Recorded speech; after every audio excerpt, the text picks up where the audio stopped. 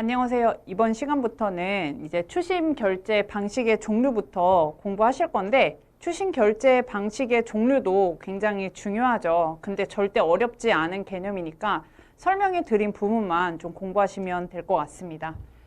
추심 결제 방식은 대표적으로 DP 조건과 DA 조건이 있어요. 그래서 지급인도 조건, 인수인도 조건 이렇게 있거든요.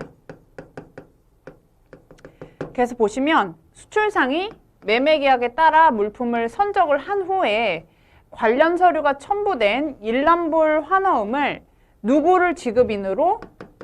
수입자를 지급인으로 하여 발행을 하여 추심의뢰은행에 의뢰하면 은행은 서류가 첨부된 환어음을 수입업자의 거래은행인 추심은행으로 송부해서 추심의뢰를 하게 되고요. 이렇게 해서 추심은행은 수입상으로부터 대금을 지급받으면서 서류를 인도하죠. 왜? 일람볼 환어음이기 때문이에요. 일람볼 환어음은 은행이 수입자로부터 돈을 지급을 받아야지 서류를 인도하게 돼요. 그래서 대금을 지급받으면서 서류를 인도하고 지급받은 대금은 추심의뢰은행으로 송금하여 결제하는 방식 이렇게 되는데 결론은 수출자가 물품을 선적한 다음에 선적 서류와 환어음을 누구에게?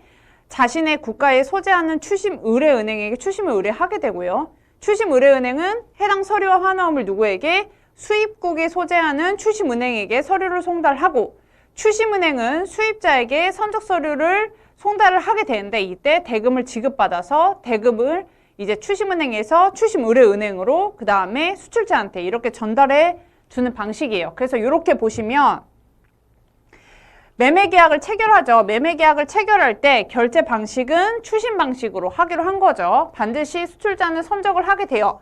선적을 하게 된 다음에 추심 의뢰를 하게 됩니다. 모든 이제 거래 구조가 그런데 왜? 선적을 해야지 뭐가 나와요? BL이라는 선적 서류가 나오죠. 그죠? 그래서 선적을 한 다음에 추심 의뢰를 하게 됩니다.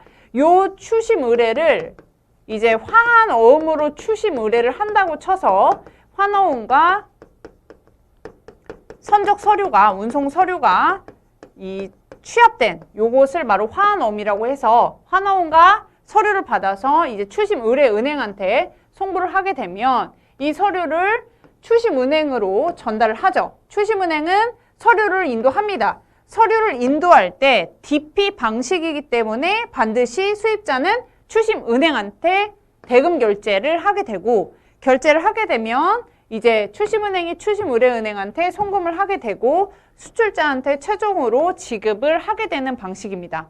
이해 가셨죠? 근데 만약에 DA 조건이라고 치면은 여기서 바로 대금 결제를 하는 게 아니죠.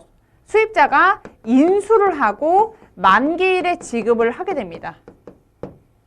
이해 가셨죠? 여기 나와 있는 은행들은 서류를 전달하는 역할만 할 뿐이지 신용장처럼 대금 지급 보증을 하지 않습니다. 아셨죠? 이렇게 개념을 정립하고 가시면 돼요. 자, 인수인도 조건 보실게요. 똑같아요.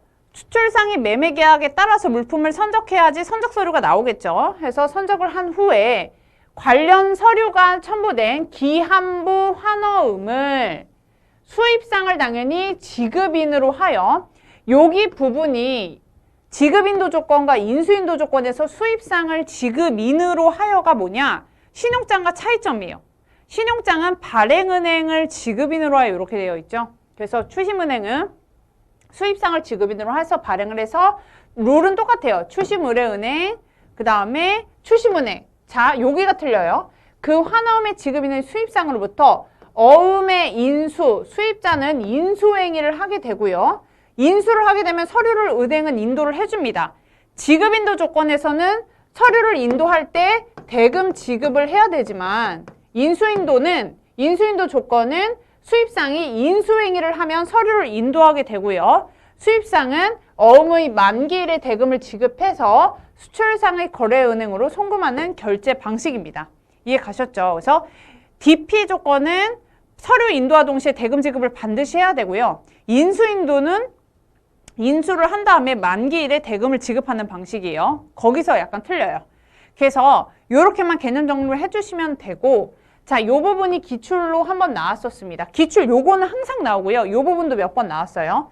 수출자가 추심 의뢰 시 추심 지시서상에 인도 방식이 DP 방식인지 DA 방식인지 명시하지 않은 경우는 어떻게 될 것인가? 한마디로 이제 추심을 의뢰할 때 수출자는 추심 지시서를 작성을 하게 됩니다. 거기에 보통 이 인도 조건이 인수인도 방식인지 지급인도 방식인지를 기재를 해줘야 돼요. 근데 지금 은행이 서류를 받아보니까 이 추심 지시서를 받아보니까 DA 조건인지 DP 조건인지 없는 거예요. 그럴 때 어떻게 되냐? URCOE 제7조에 따라서 추심 지시서상 그 지시가 불명한 한 경우에는 DP 방식으로 어떻게 돼요? 추심 환원금을 간주한다. DP 방식인 것으로 간주를 하게 된 뜻이에요. 한마디로 수입자는 서류를 받으려면 대금 지급을 바로 해야 된다는 거예요. 아셨죠? 그래서 명시가 안 돼 있으면 DP 방식으로 이제 DP 방식이 환원으로 간주를 하고 이 과정에서 서류 인도에 당연히 확인을 하려면 서류 인도에 지연이나 이런 게 발생할 수도 있겠죠. 이거에 대해서 은행은 아무런 책임이 없습니다. 그렇게 해서 명시를 해놨어요. 그래서 이 부분도 지금 제가 화면에 띄워드린 거는 대부분 기출로 항상 나오는 거기 때문에 집중해서 좀 보시면 되고요.